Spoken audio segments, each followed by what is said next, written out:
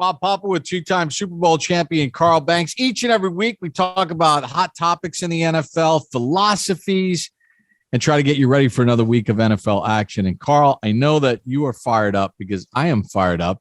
And if you're fired up and I'm fired up, our audience is fired up because our guest this week is Scott Pioli, longtime general manager in the National Football League. Now he's in all kinds of media. He's a TV guy now.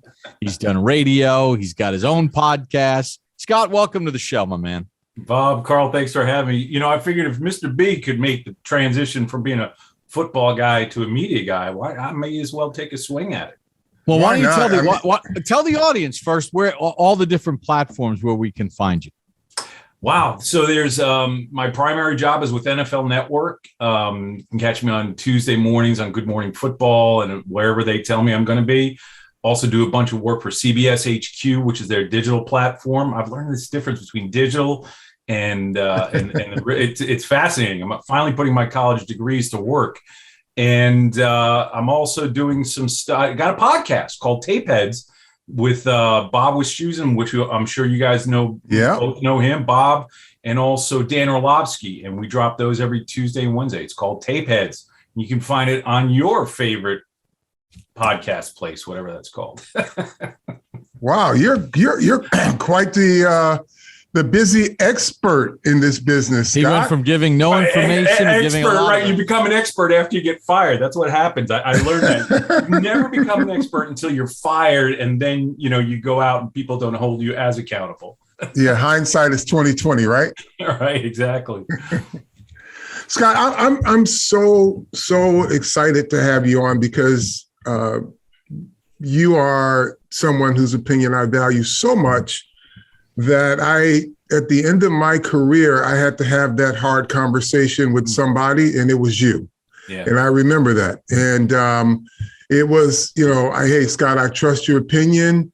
Is it time for me to hang it up? And you gave it to me straight. It's like, well, yeah, Carl, it is. But if you wanted to go hang around somewhere, I'm sure there's a team that would take you. But I think your career deserves, I think you said the dignity of leaving on your terms. And I did. And that's the one thing I've always appreciated. We've always had great conversations and trust, because I just didn't know, who I should talk to about this. And I'm like, the one guy who will give it to me straight and I can take it would be Scott Pioli. And I'm forever grateful for that relationship, the level of relationship that we have. No, you're going to get me emotional right out of the gate. This isn't fair. You didn't say it was going to be. No, I mean, you think about it, Carl, ours has been a really interesting relationship because, there was this Carl Banks that I knew as the player before I started working in the league, right? Growing up in New York, being a Giants fan and kind of seeing this guy, but I wasn't like a fan. And then fast forward a couple of years later, you're a player. I'm the director of pro personnel at the Cleveland Browns. Yeah. So we're teammates, so to speak. And then, it was that was 96, right? We had that conversation when we moved from Cleveland to Baltimore. We had that conversation, and it was again, without me getting too emotional, Carl, some of the freedom that you gave me with that conversation, because I think it was the first time that someone had asked me and wanted what my truth was at the time. And I didn't know if I was right or wrong. You just asked me what my truth was in that moment. Mm-hmm. And then just a couple of years later, I mean, it was literally a year later, we're working together at the New York Jets, right? And I'm the director of pro personnel, and you come, and we're sharing an office. And this has been, I know this isn't what this is going to be about today, but I appreciate you saying that, Carl, because my respect for you as the football stuff is really, but as a man and a person and a friend has always been at the top, man. I appreciate you. I appreciate you saying that. Carl, you were right. Carl, you were right in the age sweet spot for Al Davis to come swooping in and pay you some over the top money for a guy who was washed up but was a big name. Well, no, actually, he wasn't washed up. No. He wasn't washed up. Carl had a standard, and this is what I remember the conversation being about. Carl has a standard. and had a standard as a player. He had it afterwards in the job that he did at the Jets and with G3 and everything he's done. And he wasn't washed up. And I don't think it was at the Carl Banks standard at the time as a player. Right. However, what he did have, and the reason Mr. Davis would have used him or any other coach would have been able to take him in, was his leadership, his intelligence, and his ability to see and communicate. A lot of people can see things, right? And not everyone can communicate it to the right people and maintain the relationships and the integrity of the relationships, where maybe Carl, and that was one of the things I learned so much from Carl. Again, I'm getting fired up already. I learned so much from Carl in my time as a young NFL guy at the Cleveland Browns, because Carl was in this role as one of Bill's former players, Belichick's former players.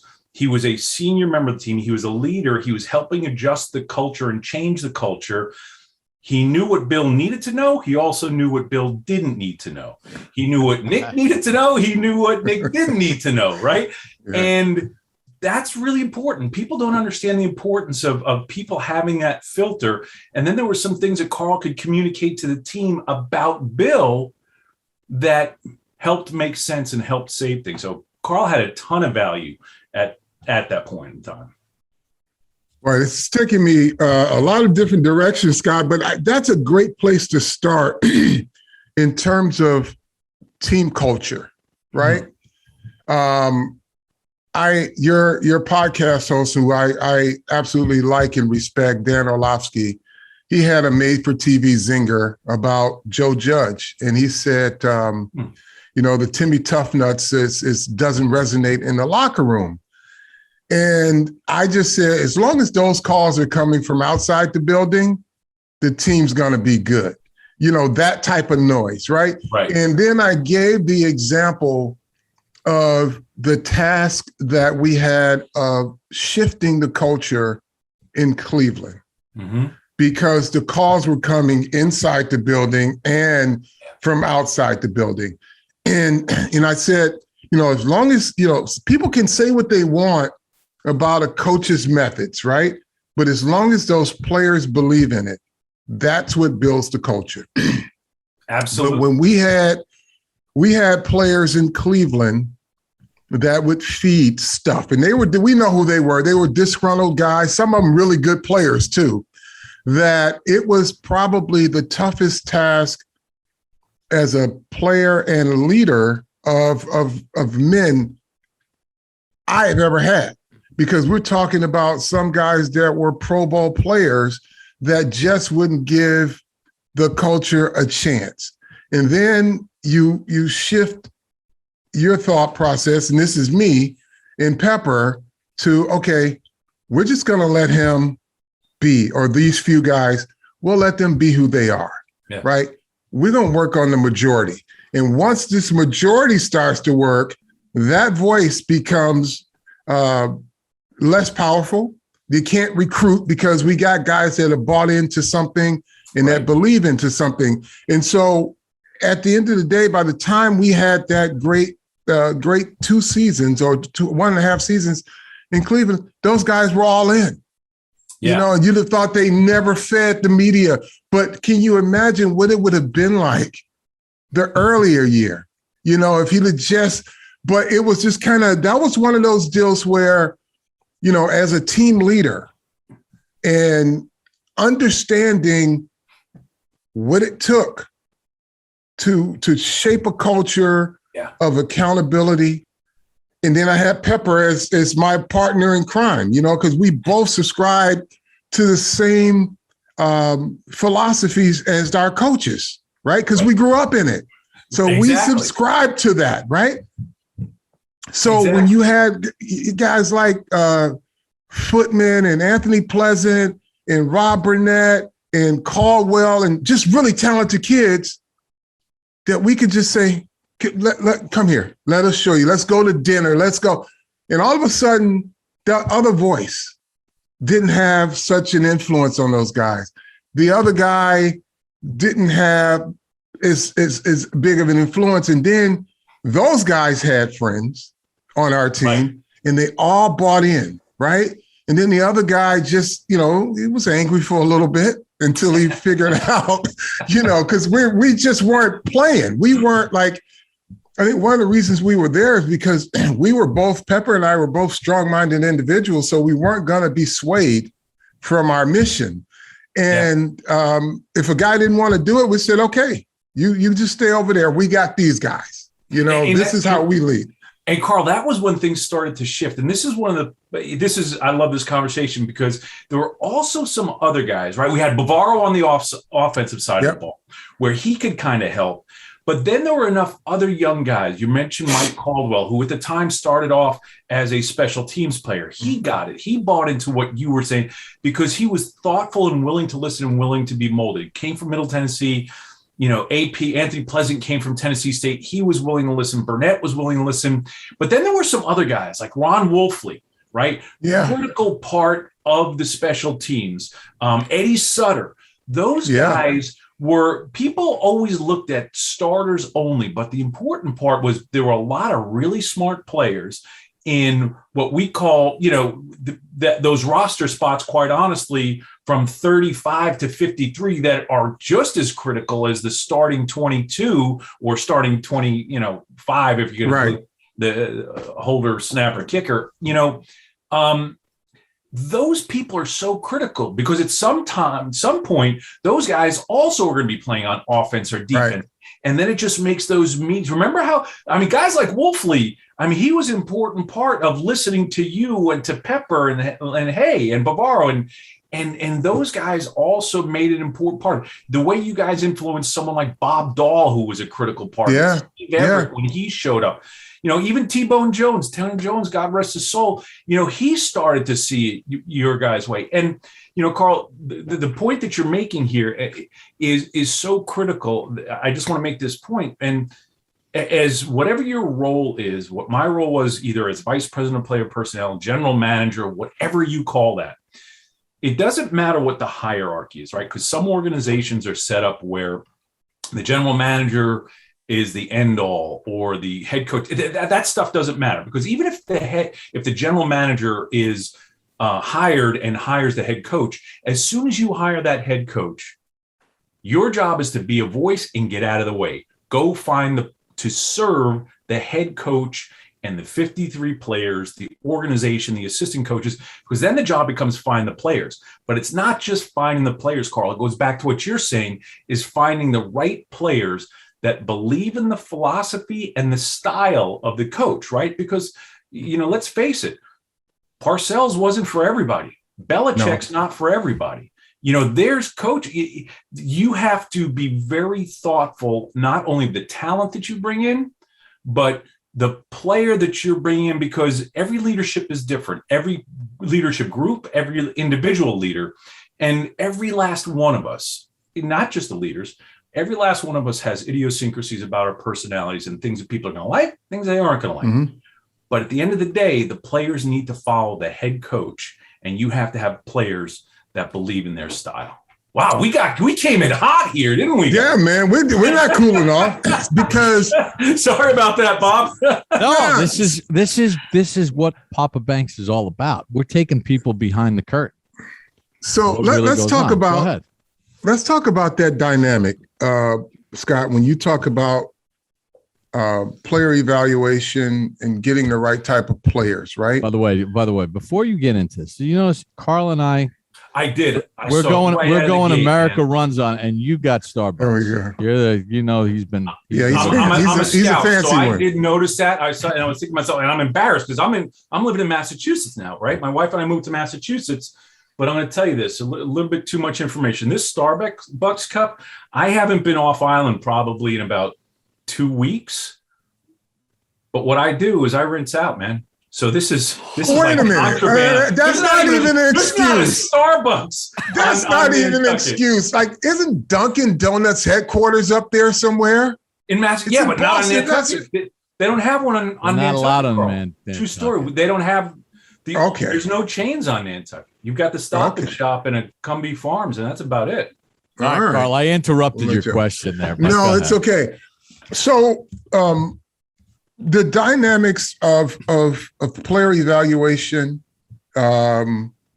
in building a culture. Obviously when there's a change at your level or at the coaching level, somehow during the course of the dialogue is culture, because there's a change for a reason, right? Because something's not working. Yeah. So here's the one part that I think folks who pick players are often penalized two ways. And you tell me if I'm wrong. If you have taken a chance on a player who may be marginal in terms of how he fits in the culture, but he's good. He might have the edge, or he might have something like that. And you pick him, you cross your fingers, right? Or you're tasked with coming in and cleaning that out. And in doing so, you clean everything out. It's not like the pair of shoes that you say, if I clean these up, I could get a few more. You know what I mean? So you get penalized sometimes for overcorrecting, right? Can you be like, well, it had to be done, and maybe I'm paying a price for it this year, but in the long run, if I'm here to see it, they'll appreciate this. Or there's the one guy that you got to manage every single week, but he means so much as a special teams player or as a specialist or a third down guy or something that gives your team that winning edge, but not your locker room. How does that dynamic work? Wow. Well, I think there's always that sliding scale, right? It's how good is the player based on how much you're willing to put up with, right? A lot of coaches have said, I'm not going to treat you all the same. I'm going to treat you fairly, but I'm not going to treat you all the same, right? Or some version of that. I think you go in and people have different personalities and different ways of accepting and or understanding that things are going to be different, and change is difficult. It is it's uncomfortable for everybody. It's uncomfortable for the people instituting the change. It's uncomfortable for the people receiving the change. It's not just the players, it's the trainers, the video people. It's everybody within the football operation is dealing with a new personality.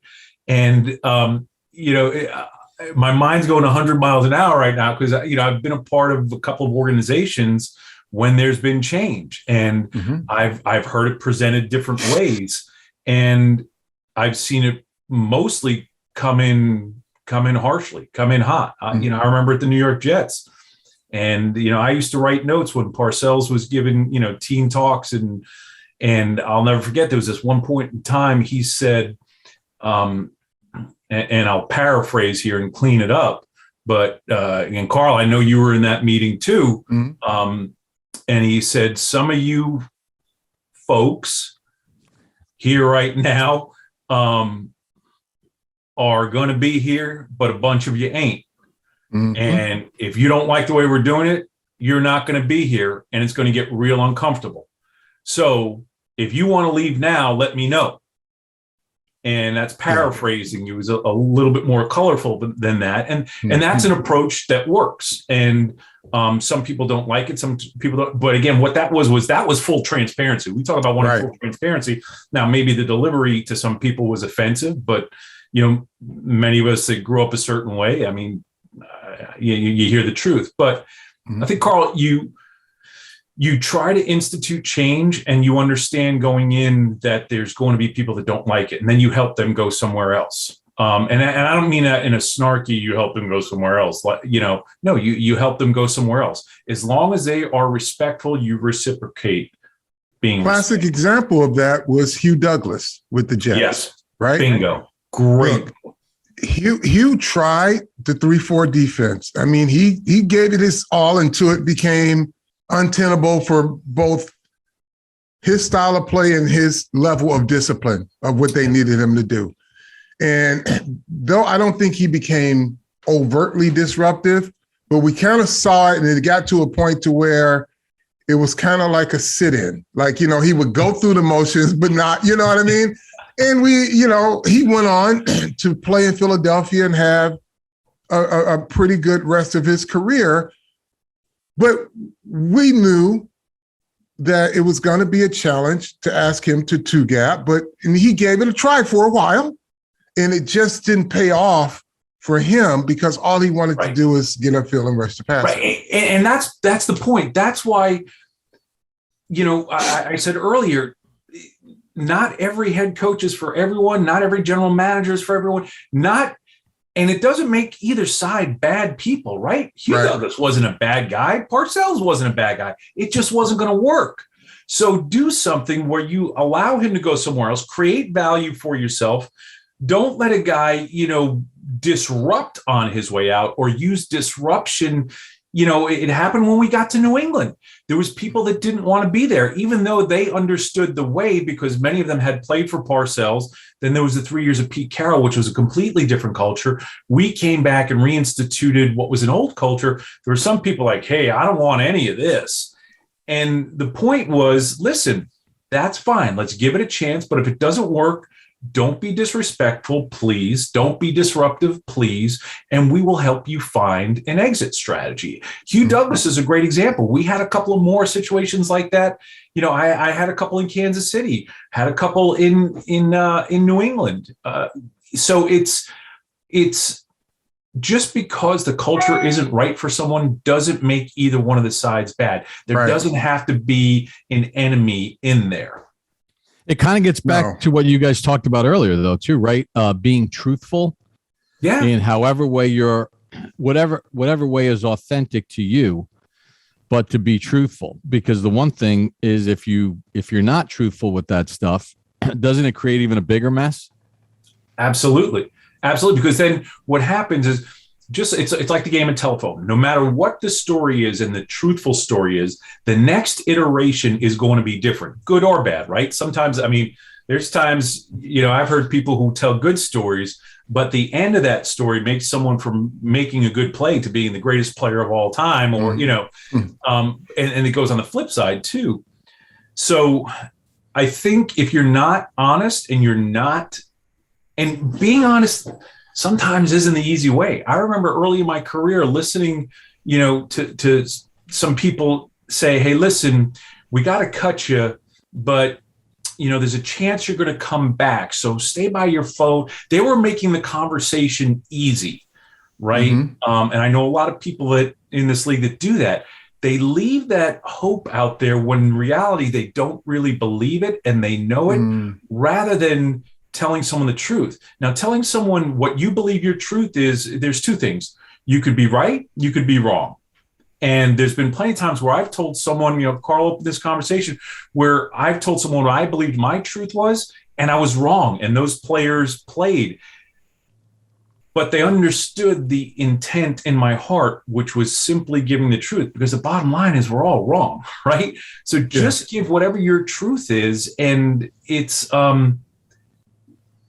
players don't want to be lied to. No one wants to be lied to, right? It's just it's not just bad business. It's bad in life. But players respect it when they spend time in an organization, and there's a high level of truth in conversations and teaching and coaching. And when they leave organizations, there are no bad blood.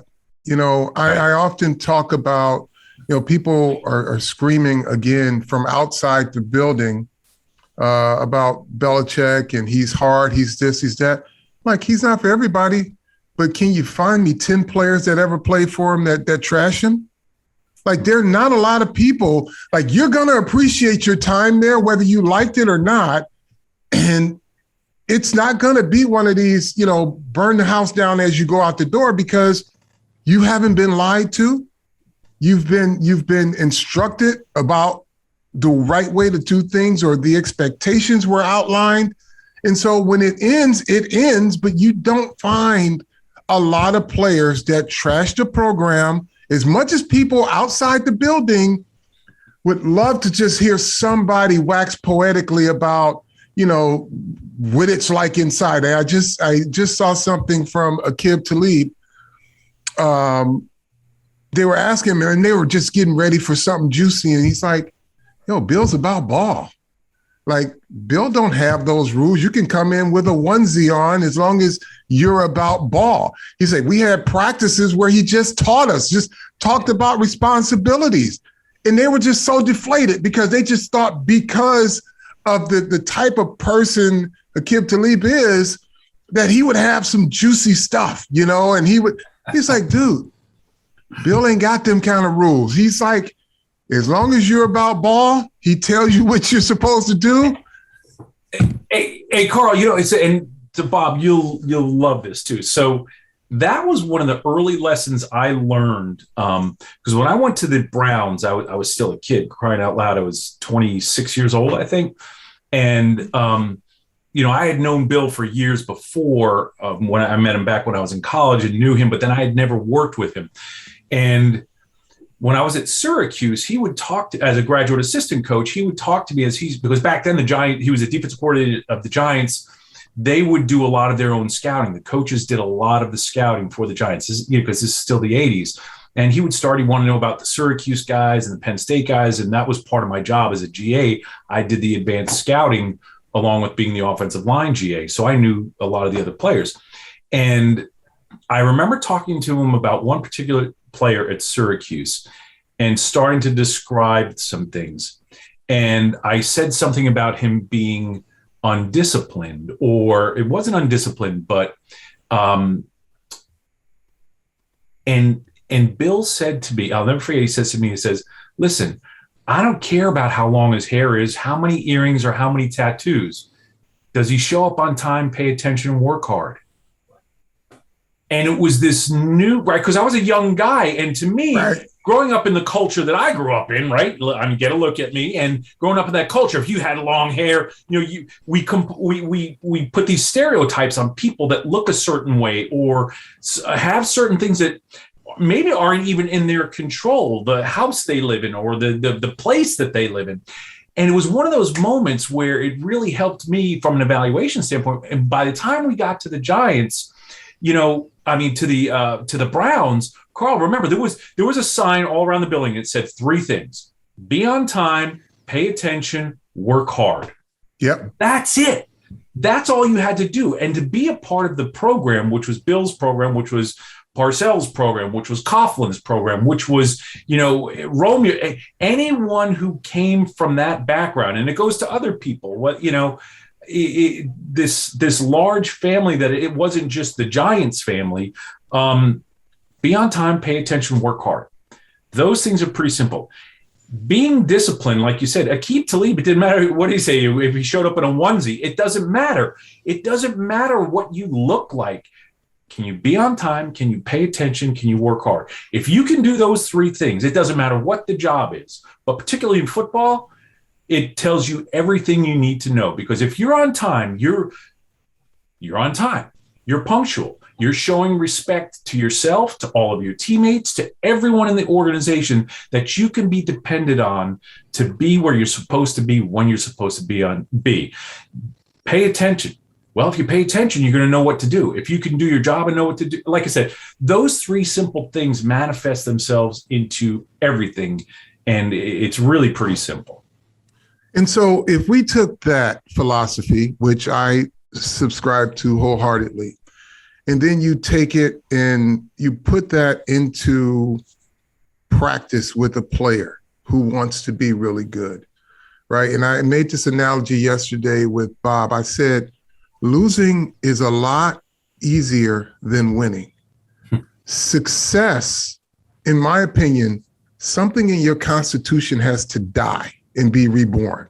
And that's my way of saying it. But the breakthrough mentality is what I'm talking about, when you can go from your old self to a guy who believes that this way does work. Oh, yeah. And I had to kill that other guy, inside of me to break through into this mentality. And I love what I'm doing, and I'm going to keep doing it now. It's like the hard stuff, those hard practices. But those three tenets: show up, pay attention, work hard. Now, show up, pay attention, work hard. Working hard means you got to take the teaching, right? Right. And if you take the teaching and you have never had that teaching before, right? But you still want to work hard, but you never had that teaching, something's going to die. Yeah. Something is going to die in order to accept, because you can be a lot of things part-time. Like, I'm a part-time pastor. I'm good at this on certain plays. And you get a guy like Al Groh that comes in and says, I'm going to make you good every single play because I need you. And all of a sudden you're like, shit, excuse my French, but you're like, that sounded like dude, it's like killing me. And you're saying, dude, what's wrong with this dude, right? But then you go back and you say, on time, pay attention, work hard. This is what hard work looks like to these guys, right? And I always say Al Groh is the best teacher of linebackers I've ever been around, ever. This game has ever seen. Because if there is something that can make you better, he will give you every minute of his time to make you better. And he stays on it. Can I say this though? I love Al Groh on a level that I can't describe here. And Carl, you're 100% right. Here's the one thing I'll say, and I picked up things from so many coaches along the way. And I'll say this about Al, and I've told Al this personally. Al will give any player any amount of time that they ever want or need. Yep. But here's the one thing I loved about Al Groh. When we were at the Jets, Al would leave 2 to 3 nights a week from the office in Hempstead to his house at Garden City, 2 to 3 nights a week, to go home for an hour to be at dinner with his family and come back to work. And he was the first coach that I ever saw do that. And that man loves his family, his wife, and his children. Oh, absolutely. It was one of those things that I learned in football. To me, I was like, wait, I remember thinking, because I was always around all these people who just ignored their families. And it's part of the culture and an exceedingly unhealthy part of the culture. But one of the reasons I love and respect Al as a coach as much as any coach. But that little extra on Al, I have to throw that in there because it's something that I always so much respected about Al, and I see his relationship with his family, and it's something that's really very different than some other people I've worked with. Yeah. The other part, Carl, that you were talking about was the player kind of letting down and being willing to work. Here's an interesting distinction. I remember having this conversation with Bill. I want to say it was near the end of the Browns' time, or maybe it was when we were at the Jets together. And I always heard scouts throw around the words work ethic. This player has a great work ethic, or this player has great work habits. They always use those two words interchangeably. It was the same to them. It had the same meaning. But when I got around the teachers at the Cleveland Browns and saw Nick Saban teach and John Mitchell teach and Al, who was with us for a short time, and Kirk Ferentz, the offensive line coach, and Pat Hill. Here's what I noticed. I noticed this about Bill too, and Scotty O'Brien, one of the best special teams coaches I've ever been around. There's a lot of people that come into the league, and because they're football types, they have a really strong work ethic, and they're willing to grind it and go 100 miles an hour, but their work habits sucked because they had never been taught. And they just hadn't been taught good work habits. And I started using this distinction in the language and telling, I remember telling Bill and having this long conversation with Bill, because we had to, as Bill and I were talking about potentially working together at some point in time, we talked about, okay, what did I notice in Cleveland in the guys that it worked with him and the guys that didn't work with him? And guys who had a strong work ethic had a chance. If they didn't have the intelligence, and I don't mean high, test score or whatever that, or IQ or whatever that is, if they were smart enough, meaning they were willing to know what they knew and didn't know, and then learn and had good work ethic, Bill and the staff would teach them work habits, which goes to one of the biggest things in pro football that we don't have enough time for, that is ramped up, which is player development. And player development is such a key part of the whole thing. You can't create instant players. Personnel guys, we're going to get it wrong too often. We're going to have, we're the guys sometimes want to say, oh, let's get this guy in. He's got skills. He's got tools. He's got the makeup. He's got this stuff. If you guys can just develop them, well, we got to give the coaches the chance, and the coaches have to be willing to, and the coaches have to be good enough teachers. And this whole idea of work ethic, and then giving the people with a strong work ethic, teaching them good work habits. And work habits are simply the way that they learn, the way that they do their business. Does that make sense? Oh, 100%. Listen, it's like you're talking to a mirror right now, because I say the same thing. Bob and I have these same conversations. But again, we were raised in the same system, so we subscribe to the same theories. But there are principles that are necessary for success in this league. And, work habits, the way you're taught, the way you learn, your willingness to be, and your willingness to teach, right? Are you a coach that is happy that there are no practices, the practice has been legislated out of football? Or are you a coach that's pissed and you got to add more coaches just so you can do more teaching? You know what I mean? These are things that you have to work a system now so that you can develop players. But I want to now. Well, just before you finish that point, Carl, and I don't want to take this conversation in a different direction, but it leads to coaches and personnel people, GMs, personnel people being thrown under the bus by ownership and players in these negotiations, because they've legislated a lot of the football out of what the offseason is, and even in season as much as you can do. And to me, the abolition of NFL Europe is something that this gave guys an opportunity to develop football skills in the offseason or in that time. But anyway, that's my little rant. Go ahead, Carl. Unless Scott disagrees. No, I think there's multiple things of player development. I think sometimes because players develop at different times, their bodies develop at different times, their minds develop at different times. We know this about the mind of young men and when they can actually start learning, when some can't. We also, I think, Bob, there was things I loved about those other leagues, and there were things that I didn't, because I remember as a working in a system that was always a 2-gap system for defense. There weren't any teams playing in NFL Europe or the World League or those other leagues that ran a 2-gap defense. So in trying to evaluate a player and think that, again, you've got a player now who's maybe been 1-gap their whole life, been a disruptive upfield, a completely different player in college, and then gets a couple more years of that, and then you're trying to project them into how they're going to fit in your system. Yes, there's certain things, but even the coaches in NFL Europe, they're trying to win games too. So they're becoming more about their scheme than they are teaching all of the fundamentals that some of the players are missing. Yet I say that, but we've had, I had a chance to get exposed to some players that came in and actually did a good job. It's complicated.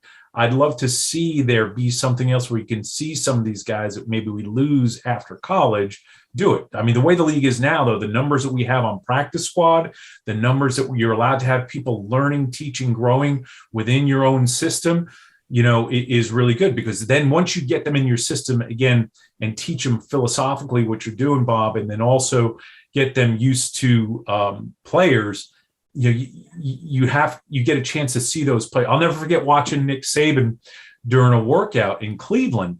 And again, I was a young guy. I was still learning. And it was one of these moments where I learned about uncoachable players. And it was it was a player tryout. And we're inside that indoor facility in Berea. And Nick is telling the guy, okay, here's the drill. We're going to do this, this, this. And every time Nick started talking, the guys like, yeah, got it.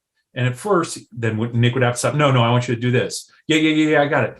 And finally, after about the third or fourth time, Nick just yells, would you shut the F up? You ain't got it. Shut your mouth and take the coaching and then do the drill. But I'll tell you what, that moment, completely unraveled the kid, because it exposed that he was one of these guys that he felt he should be saying, yeah, because he didn't want to look not smart, and that he knew what he was doing. But then once Nick got after him, he also exposed how he wasn't going to be able to take that kind of coaching. So he wasn't going to be the guy for us, right? Because Nick, Bill, it's a different kind of culture. And if you can't take being talked to in a certain way, again, not every program's for everybody. All right, Carl, get back to your point. So this is all part of it. It's all part of what makes this guy so brilliant in his understanding of the game. So Scott, let's talk now about we talk about players, we talk about culture, and then there's this inexact science of picking players. It's not an exact science, right? So there's this, and you touched on it a little bit, but there's this player evaluation and then a player performance. And player looks great, GM gets a attaboy, right? Player sucks. What does this guy see? Why did he overrate this guy, right? But the reality is this, and you correct me if I'm wrong, there are more misses than there are hits in this player evaluation game. And depending on who you like, when you're outside an organization and you need to throw an arrow at somebody, depends on who you like is who gets the arrow, correct? Exactly right. Now, here's the thing that I've seen increasingly more, with the exception of a Dwayne Haskins, who he took the brunt of everything. Players are never wrong. If a player sucks, it's the guy who picked him, right? And I'm a firm believer. Now, again, picking players ain't an exact science, but if you're picking from a pool of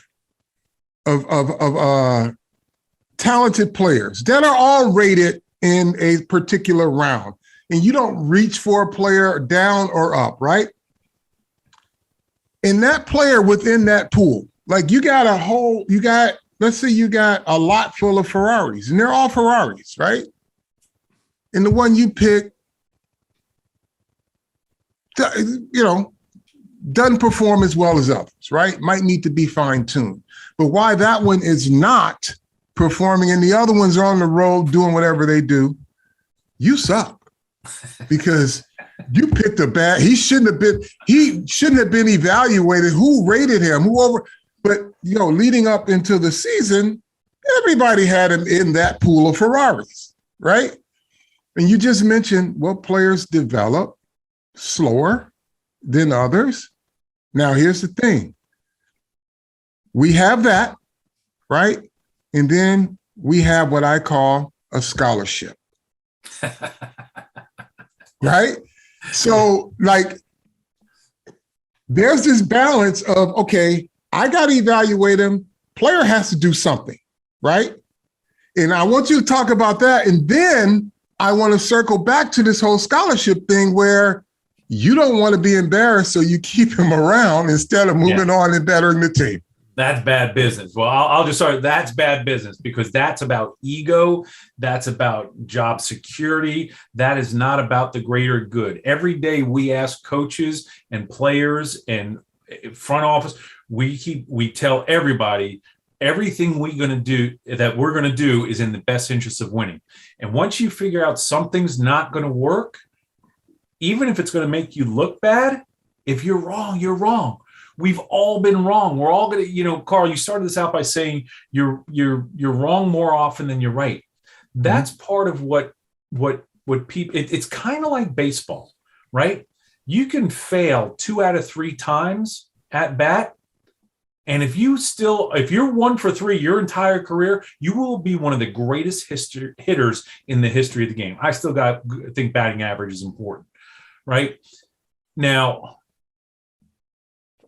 I'm a big believer we're going to get it wrong, and it's going to take time development. That's why I'm a big believer in collecting draft picks. The more currency you have, the more picks you have, the more picks you make. If you are humble enough and self-aware enough to know that you're going to get it wrong more times than right, you take the beating with being wrong. But if you have more picks, the more picks you have, I mean, again, I wasn't a big math guy. I had to take it twice in 10th grade. Not 10th grade twice, but 10th grade math twice. But the more picks you have, the more opportunities you have to be right. And that's pretty simple. What you need to do, though, is have an understanding of yourself and an understanding within your organization and explain to people. Don't surprise people. Make that part of what your process is, part of understanding what it is. Explain that to your fan base. We're going to get it wrong more often than right. But if we have a lot of picks, we're going to get some really good players, and we're going to get it right and really right sometimes. So that's part of it. And then getting the players, Carl, I started writing things down here as you were talking. And the other thing is this: sometimes when you make a pick, where a player is picked, meaning number 1 overall, number 3 overall, number 7 overall, sometimes where you pick a player doesn't allow you or the player to manage the expectations of that player. And that's, I always go back to, I'll give you a couple of examples. They're older examples, but I think you need to have the history in order to explain this. Tony Mandarich, okay, known to some people as the biggest bust in NFL history. I disagree. He was picked number 1 overall. There was such a big thing made of him, and rightfully so. He probably fed into some of it, and his agents did, and all that, that he was going to be the greatest offensive lineman ever, the greatest since John Hanna. And he struggled, and we know the reasons he struggled, that it came out publicly. But people don't realize that after he went away, he came back, and he played for the Indianapolis Colts for a number of years and was a solid NFL starter for a number of years. But because of the expectation and the hype and all of the news, he was never going to succeed to the level that he was expected to. I go back, and again, I'll share this. I mean, Bob, you remember this guy too, when we were at the Jets, James Farrier. We drafted Potsy. Exactly. We drafted him, and initially with the Jets, it didn't, it wasn't superstardom. It wasn't fantastic. He was a good, solid pick that eventually developed, what did he have, like a 12, 13-year career? Yeah, in Pittsburgh. With Pittsburgh. I mean, this guy had one heck of a career. Yeah. And I think sometimes what happens in this whole draft thing is, and I know I'm hitting a bunch of different points here, is the things that can hurt. Again, I don't care about how it hurts the person making the picks, because you suck it up and you live with it. But the players, to me, what's unfair is I don't like to see when players are picked at a certain level and people don't understand and or respect why they were picked. I go back to one of my picks in Kansas City, and I know people still like to make a joke, to make a joke out of the pick. And it's, we'll save that for later on. Well, okay. You can go. Well, I'll give you another example. This is just my personal opinion. Maybe you guys disagree, but had Alex Smith been drafted 9th or Alex Smith had been drafted 12th, don't you think people would have looked at his body of work and what turned out to be an outstanding career? Yeah. A guy that got his team to the playoffs, had to deal with 3 different offensive coordinators, I think his first 3 years in the league.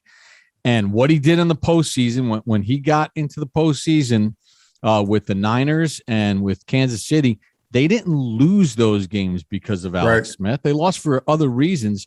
But because he was number 1 overall and he was in the same draft as Aaron Rodgers, there was always this view of him that does not match exactly that's a great career example. He had. That's a great example. And there's lots of examples like, I'm going to say Tyson Jackson. Jackson, when I picked Tyson Jackson in Kansas City, he was the number 3 pick overall.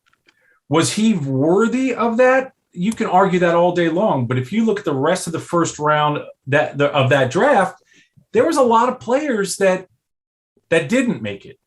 And you look at all the guys who were picked, 10 10 picks around him, it didn't work out. But at the time, Tyson Jackson was exactly what we needed, was a defensive lineman that could play in that defense, was a two-gap guy, and was going to play the defensive end position, the 5 technique, the way that it needed to be played. He had played for Nick previously at LSU. That's the defense we were going to run. But because he was a defensive end, everyone saw him as, okay, defensive end, this is going to be a pass rusher, sack guy. And he wasn't. Tyson Jackson went on to play 10 or 11 years in the league, was one of the captains on our Atlanta Falcons team that went to the Super Bowl. That's what he was picked for. But because I drafted him number 3, that was unfair to him because he was expected to be this thing that that he wasn't going to be in terms of a sack artist and all of this stuff. But he ended up being a really good player in the league. And I remember talking to Jimmy Johnson before I made the pick, and I had asked him about the pick that he made, his first pick. Oh my gosh, I'm totally blanking. Went to the Seattle Seahawks at the end of his career. He picked him at the Cowboys. Russell Maryland? Russell Maryland. No. Yeah, Russell Maryland. And he said, Scott, here's the deal. Here's why when I picked Russell Maryland, I had a history with him. He could play the defense. He would be a cornerstone. He would know exactly what to do. I knew that he was going to be all in on my program. I knew that he was never going to make a Pro Bowl. I knew he was never going to be a sack guy, that he was just going to be a really good player. Turn around, Russell Maryland plays, 11 years in the league. I think he made 1 Pro Bowl, had 20 career sacks or 22 career sacks. And I remember Jimmy's Coach Johnson saying to me, he said, Scott, worry about building your team. He said, not everyone is going to match he drafted Russell Maryland number 1 overall. Yeah. And he had a big name. He was a really good player on a really good team. So he became a higher profile name, but it's not like he was, a sack artist or a big stat guy, but he helped Jimmy institute his program. I don't know if that makes any sense, but no, it does because it's managed Carl's wheelhouse. In the world of Pro Football Focus is where the personnel people take the hits now, because they'll place a value on, if a guy is picked number 2 overall, he should be X, Y, and Z. No, he doesn't. He should be very good for your program and fill the need of your program, not the need of what and see, I obviously, I've been around football long enough, Scott, that I'm not anti-analytics, because we called them tendencies as I was growing up, exactly right. But these data sets and I always say, the numbers don't have a heartbeat, right? The numbers really don't have a brain. They're either forward-looking or backwards looking, right? But what those numbers don't do, they don't talk to a personnel guy or talk to a head coach who stood on the table and said, this is the piece I'm missing. There's nobody like him in the next 4 rounds. I'm going to struggle if I don't get this guy, right? Now, he ain't sexy. I know you want me to take X, Y, and Z because that's what the data says. This guy makes my program immediately better. It may not show up where people expect it to, but will be so much better. And I think that's where the personnel people get knocked, because they have these, and I'm not anti-analytics and not anti-pro football focus, but they assign values to certain things. It's like, okay, the running back is devalued in the league until you need one, right? And the one you need is available. It just happened to be available where you pick it, right? Could you go down and get a guy who's not as good and you'll be on this treadmill forever, right? Or are you saying to yourself, well, hell, I got a quarterback who needs to be complemented by a strong run game. So I need this guy, right? Mm-hmm. I'm not telling you that's why Pittsburgh took the kid from Alabama, but I suspect the reason he's there is to kind of balance off what Ben is and what he isn't right now. Yeah. And I am a believer in analytics because, again, I was a believer in tendencies. And analytics this is a very long conversation, because I've been trying to get my head around this going for it and fourth down thing that's become so big right now. And I believe that there are times you have to go for it on fourth down. I don't believe that you need to go for it every time. And I think you need to be thoughtful about all of the circumstances, because there's so many variables. And again, I love looking and listening to analytics, because then they say, okay, when I get the information, I'm like, okay, why? I always you have to keep it. That's what this game is about. You have to keep asking why, like a 3-year-old. And then you keep going back to the film. The analytics can lead you to figuring something out that maybe you hadn't been thinking of. It can also give you an explanation for certain things, but then you still have to do it with film. And I'm not saying because the film is more important.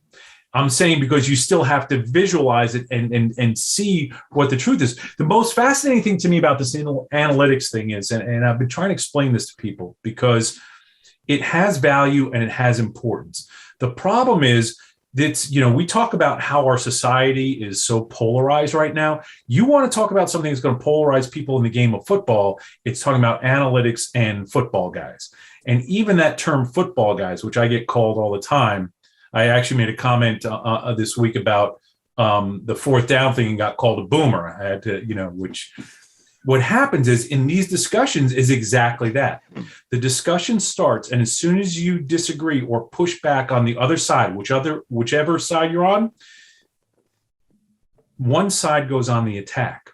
They go after people in ways that are insulting, that are not about the team, not about the greater good. If people could sit in some of the conversations that Belichick and I had, and Belichick and Ernie Adams and I had, and the disagreements that we had, what we never did, though, was get personal, because we were about disagreeing to get to a place to agree for the greater good. It wasn't about insulting someone. It wasn't about triggering their insecurities, because this is what happens in the whole analytics discussion is if you're a football person, as analytics people call football people, and football people call analytics people, those people, if there's a disagreement, they'll either throw things at one another right there and try to embarrass them in front of people, or they leave a room and talk behind one another's back.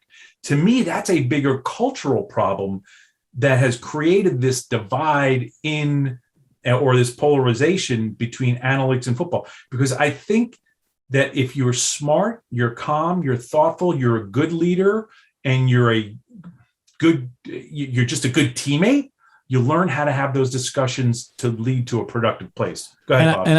And I think what the analytics people need to do, in my opinion, is open up a history book. Because when they butt heads with the football guys, do they not realize that Paul Brown, the great Paul Brown with the Cleveland Browns, was all about offensive analytics and how he attacked defenses? Tom Landry, who had a science background, was one of the first coaches as far as studying defensive tape and used analytics, as you guys, Carl mentioned, tendencies to create the umbrella defense to slow down Jim Brown. Well, that was happening in the 40s and the 50s. It just had a different name. But like Carl always says, okay, we can have the analytics, but what's the wind doing right now? Is my left tackle, who's my best player, hurt? Is my short yardage back, did he just tweak his ankle, and now we got the backup guy in there? And is it more favorable, because where our defense is playing, to not go for it on 4th and 3 at the plus 39? Because we can punt it with the wind working our advantage, get it out of bounds inside the 10, play defense and get another crack at it, as opposed to giving them the ball right here. Absolutely. And the flip side is, if you don't believe, here's what sucks in this whole thing. And I mean, because this whole conflict bothers me, is if you don't agree with the other side, both sides have this scorch the earth mentality. Yeah. And they try to bully or shame the other inside. The football side will say, "Oh, you've never worn a jock," or "You've never played the game. You don't know." They immediately go to the place to pick on the person who's trying to be thoughtful and trigger what maybe their insecurity is. And on the other side, the person on the analytics side immediately goes to the owner and says, "This person's not smart enough. They just don't get it." They become intellectually condescending. And again, what football is about is how people from all these different backgrounds come together and are more understanding towards, and Carl, you were on championship teams. I've been a part of championship teams. You don't target the insecurities of other people. You have the conversation, respect. Yes. And sometimes it gets, uncomfortable. Then the other thing is, when you leave that room, you don't go talk to the owner or talk to someone outside the family, right? Family business is family business. You don't go outside the family and start to try to passively aggressively undo someone's reputation within an organization. So 100% correct. And there's one word you said, and here's what I would do. If I were running an organization, I'd put my personnel person here in one office, and I'd put my analytics person, my data guy in the next office next to him. And en route between those offices, it will be a sign. You said it. The sign should say why. That should be it. Let's go into the why room. I want you to come into this room, the why room. And why should I run this? Let me tell you why I can't. Right? Your points are valid, but here's what you have to factor in. I got a backup offensive tackle, a replacement guard, and my center is hobbled. I don't think, and they're healthy on the other side. I have to make a decision in the moment. This is why. So let's go over, let's war game this before these situations come up, before you get in my headset during the course of the game. You need to know the why we can or cannot. So when you call down and say, we can go for it, these conditions are met, because the numbers do not factor in these conditions. And conversely, they can say, well, here's the why you should. When these conditions are there, you shouldn't push back on it because your likelihood of success is going to be great. But there has to be a why room. And you have to war game these things with a heartbeat. When you say, let's do this, like when we do situational practices, right? And in this impromptu, Banks just pulled a hamstring. And his backup has got to know everything he's doing, right? Or the guy who was a long snapper in college, he might be fourth down the list, and Bill just went through a practice, right? And he threw everybody out with an injury, and this guy's standing around like, who's our long snapper now? It's like, you are stupid. You were, and we went over this. But these are the things that when the data folk, the data professionals, and the personnel and the coaching professionals get together, they need to war game scenarios. Yeah. That's where the disconnect, I think, happens within an organization, and then it bleeds out into the opposing communities where they bark at each other. You need to war game this stuff. And you do. And again, when you go through it, don't make it personal, right? Because what happens is it comes down to egos. And when egos have that conflict, someone wants to leave the room being right and you were wrong. Mm-hmm. And again, like I said, football people are just as guilty. There's been, I've heard that, what do you know? You never played the game. You've never coached the game. That's disrespectful too. You can't expect there to be collaboration that's going to get you to a greater good. And you can fight. Like I said, if you could have heard some of the arguments in the fights, but you don't, there's a difference between arguing, fighting, and then embarrassing someone intentionally and hurting them. And that's where stuff's got to stop.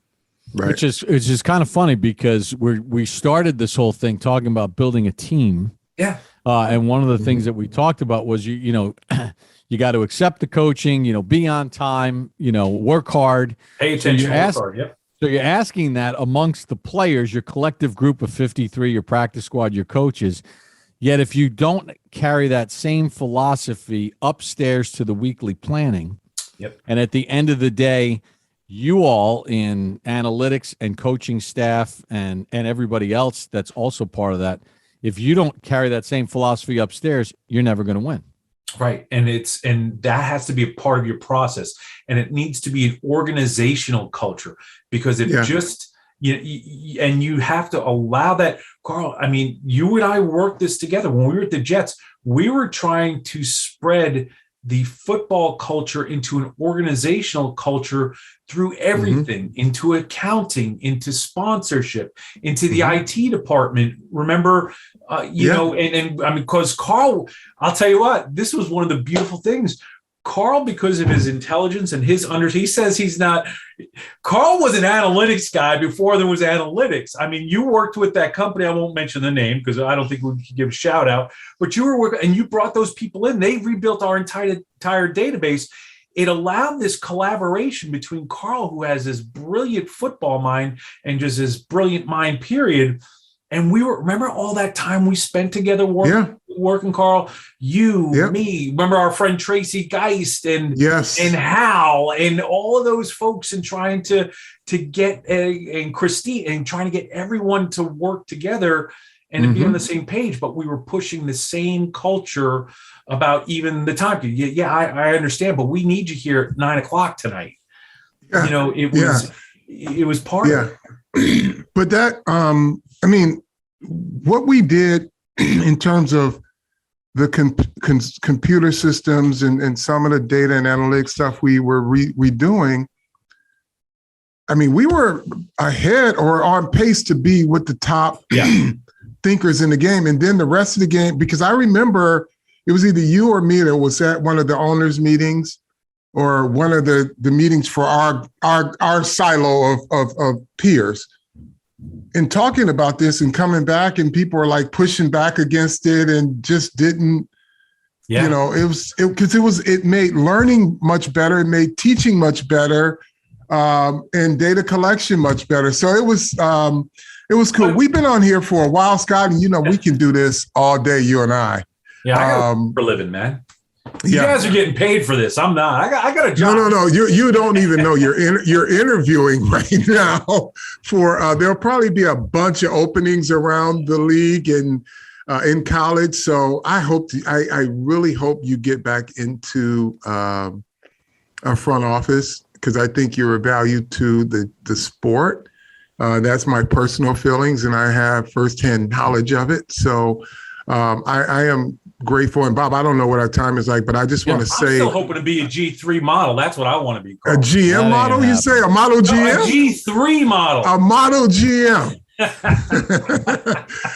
But I just want to say, you know, this has been great for me. And I think our listeners are going to be smarter as a result of you being on this podcast, because these are the type of conversations I've always enjoyed us having, and just having the opportunity to share this with people. And there was so many more things I wanted to talk about, like contracts and the availability of players, and how now the more injuries players have. I'll come back. Well, you would just you have to come back. We also have to tee Scott up in another area of his wheelhouse, which is diversity. And all the things that you've championed and all the work that you've done as far as that's concerned. So now you have to come on. And we didn't even talk about any of the games this weekend. I know. Yeah. I'll be back. But this is like, this is behind the curtains. This is when Scott Pioli chews on his pencil and he comes in and says, Banksy, I'm thinking about X, Y, and Z, and get JoJo Wooden in here and Brian Gain. Gain, I need you to go. Yeah, him and Brian both. I have one last question for Scott. Can I fire it up? Yes. It depends. I reserve the right to not answer. How many times did you wash out that Starbucks cup? Like, what usage are you on with that? Because unless it's made out of plastic, at some point the cardboard has to wear out. It does, but here's the thing. I'm gonna pull something. My wife and daughter think I'm crazy, but here's the thing. So if you look at it, it starts on the seam. It starts to get that little bit, When it He's starts biting to run it down the seam enough, that's when you got to abandon, because that means it's going to leak at some point in time. Hey, I'm here to save the world, Bob. All right. He's a nibbler. He'll take that pencil and he'll grind the pencil. You have to see it. Now he's got the retractable pencil now, but back then he'd have this pencil and he'd be chewing on it. And Carl, here's the other thing I still have. I got for you. I'm just picking it up now. I've got the blue pen, the red pen, the yellow, green, and red highlighter. Everything I do, I still colors, man. If Bob knows this, I have the little pin pocket. I got every single one of those colors too as a result of you. Every color means something different. Yeah. Right. Exactly. Yeah. Well, Carl, you see my charts. Every color has an identity. Banksy's a state university guy, but I'm a directional state university guy. So I have to go with extra colors. I need a little help when I'm. Hey, I want to remind all of our fans that are listening or watching, BetOnline is your number one spot for pro and college football action. Head to the website, use the mobile device, sign up today. You receive 50% welcome bonus on your first deposit. Don't forget, use the promo code BELIEVE, BLEAV, to receive your bonus. BetOnline, the fastest and easiest way to bet on all of your favorite sports. BetOnline, where the game starts. Scott, we got to have you on because we got to get into the diversity thing. Yeah. And we have to get into and we'll talk about JoJo Wooden, who was my first opportunity to hire someone. And now he's crushing it with the Chargers. Yes, he is. And, you got players and how you place value on players when no one's healthy anymore. No. You know what I mean? And there's contracts, all of this stuff, man. We got to have you back. This is great. All right. Well, thank you so much. I appreciate it. Thank you, sir. How do we always end it, Carl? Tell a friend to tell a friend. And this is one you need to tell a friend about, because if you're interested and you want to be a Twitter GM, this guy can make you smarter than you actually think you are. Tell a friend to tell a friend. It's the Papa I'm on Bank Twitter Show too. How about Scott that, Mr. Pioli. Oh, give your handle. That's Scott Pioli 51. Yeah, that's Scott Pioli. What is the 51 for? Like you put your number on there? Heck yeah, that was Yeah, okay. High school. They Washingtonville Wizards number 51. Central Connecticut Blue Devils 51. It's a lifetime thing, man. You got to put a profile pic of you in that jersey. My dad used to say that was probably my IQ too. Well, perfect way to end it. Tell a friend to tell a friend. The Papa Bank Show on all of your favorite podcast platforms and on YouTube. We'll catch you next week.